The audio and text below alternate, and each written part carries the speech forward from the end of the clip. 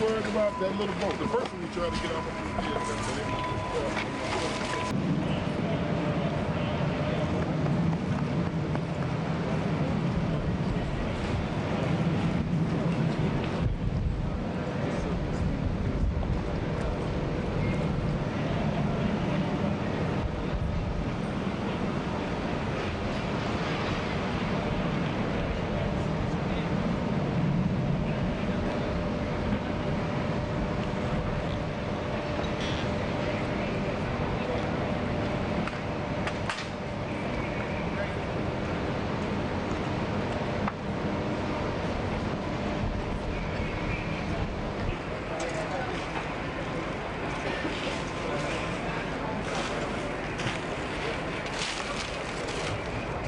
It's okay.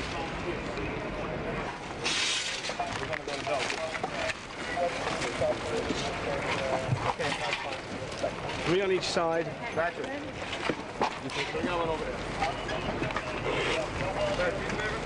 You guys back there? I will.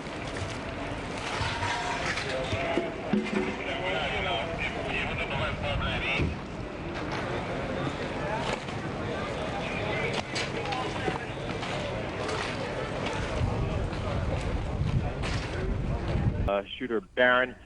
It was strangely quiet in this scene. There were firefighters around, but one of the most peculiar things were the scattered emergency vehicles. They had their windows blown out.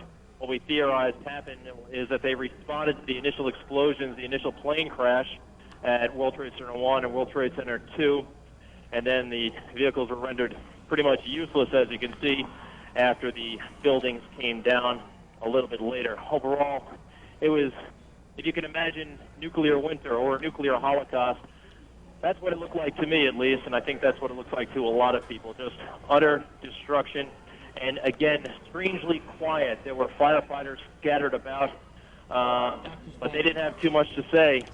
They were preparing themselves for the grim task. That came down. It wasn't a complete surprise. It had been engulfed in flames for several hours.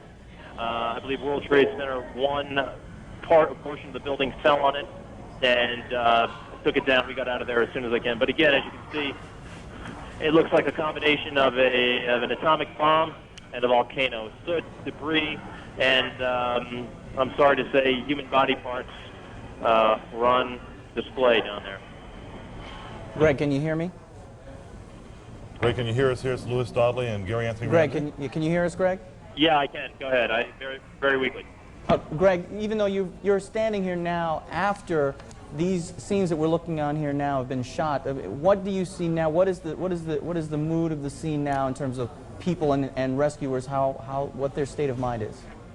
Well, the state of mind when we were there, when this video was being shot, again, was very quiet.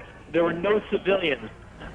You know, we were at the hospital a few hours earlier, and it was almost kind of a chaotic atmosphere, sirens, medical personnel coming in and out. None of that here. I mean, as you can see, it looked like the world had been abandoned somewhat.